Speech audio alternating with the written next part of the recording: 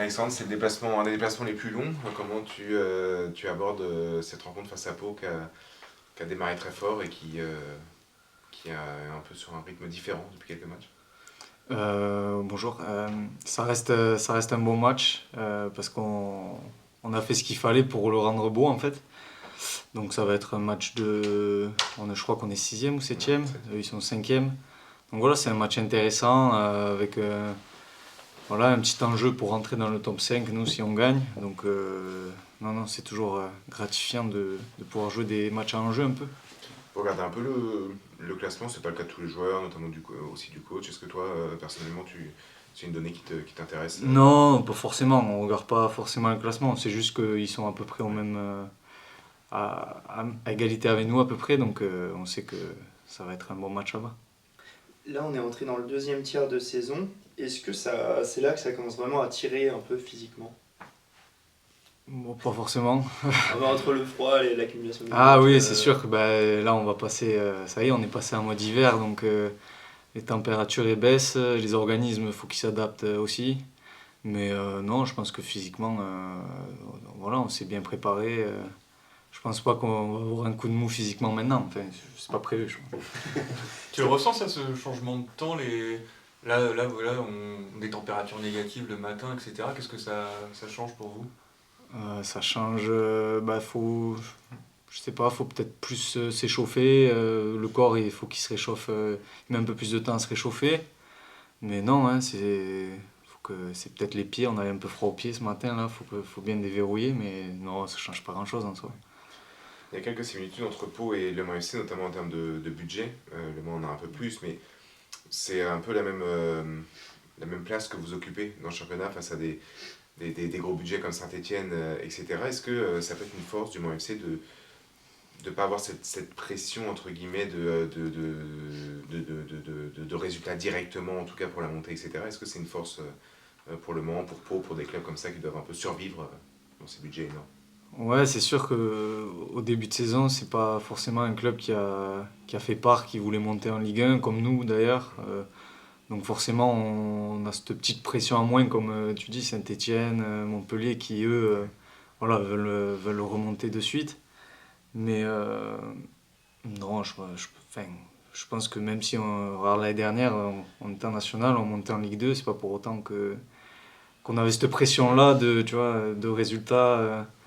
C'est sûr qu'on est libéré parce qu'on a eu quelques points qui nous permettent de souffler un peu par rapport à notre objectif. Mais je pense pas que ça y joue. Et cette différence de budget implique forcément peut-être moins de joueurs phares dans l'équipe. Donc votre qualité repose surtout sur le collectif.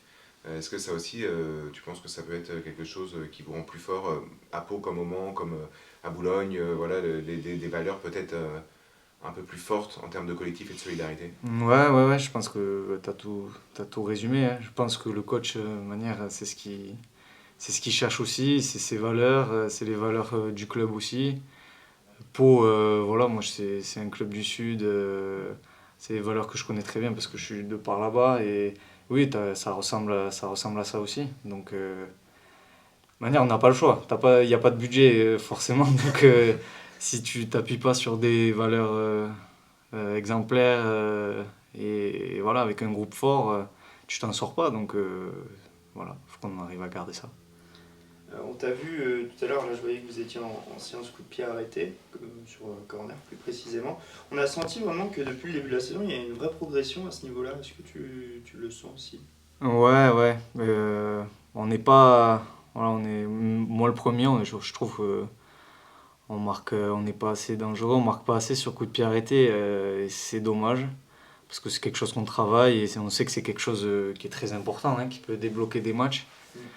Donc on les travaille, comme tu dis, voilà, ce matin on les a travaillés et on espère que ça va payer. Mais t'as senti quand même qu'il y avait une progression depuis le début de la Oui, saison? oui, oui, on est beaucoup plus dangereux. Moi le premier, au début de saison, je ne les tirais pas forcément très bien. Et là ça y est, on commence à avoir des repères, tout ça, donc c'est bien. Ouais, ce qui te permet, c'est quoi qui t'a permis entre guillemets de progresser? Bah, la répétition évidemment. Ouais, voilà, hein, l'entraînement, hein. Ouais, mais je me rappelle plus l'an dernier, tu les tirais déjà ou pas? Oui. Ouais, j'avoue, j'avais un doute. Ok. globalement, comment tu te sens au milieu avec l'absence de Jean, qui ouvre forcément mécaniquement un peu de temps de jeu aussi. Est-ce que tu as le sentiment que le milieu a retrouvé la même connexion qu'il y avait avant la blessure de Jean? La blessure de Jean, elle nous a fait plus mal qu'autre chose, hein. Moi, peut-être que ça me permet d'avoir un peu plus de temps de jeu, mais voilà, c'est quelque chose qui nous a un peu déstabilisé. C'était un joueur important au milieu de terrain. Et après, on a un effectif, peu importe qui joue sur le terrain finalement. On sait que les mecs qui seront sur le terrain, ils feront le travail.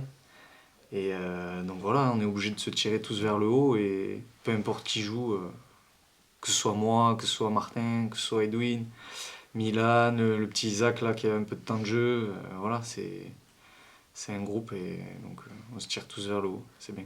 T'es là depuis 2021, donc t'es vraiment des anciens du vestiaire, entre guillemets.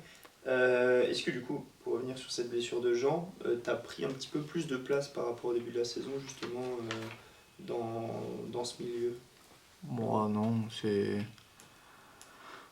Qu'il y ait Jean ou pas Jean, j'ai envie de te dire, j'ai toujours eu le même rôle dans l'effectif, dans le groupe, voilà, que bien sûr j'ai envie de jouer tous les matchs, on est tous compétiteurs, mais non, ça va pas forcément changer mon rôle dans le groupe. Et tu parlais des valeurs un peu paloises, enfin les valeurs du Sud, on va dire, ce serait quoi, parce qu'il a un peu résumé, Marc, mais dans tes mots, ce serait quoi exactement? Les valeurs paloises? Ouais, entre guillemets. Ouais, c'est plutôt le monde de l'Ovalie là-bas, hein. Donc c'est plutôt ces valeurs-là voilà, de collectif, d'entraide. Les copains. Voilà, les copains, exactement. Mais, non, mais c'est ça, tu rigoles, mais voilà, moi j'ai eu cette éducation-là aussi et c'est des valeurs qui sont importantes et qu'on a et je trouve qu'ils sont pas assez mis en valeur dans le foot et qui sont très importantes en fait. Parce qu'il y a peut-être plus de moyens dans le football, comme tu dis, et donc ces valeurs, des fois on les retrouve un peu moins, des mecs qui sont un peu plus dans leur projet individuel, ouais, voilà. Mais voilà. Tu les retrouves cette année au Mans? Ouais, mais depuis le début, hein.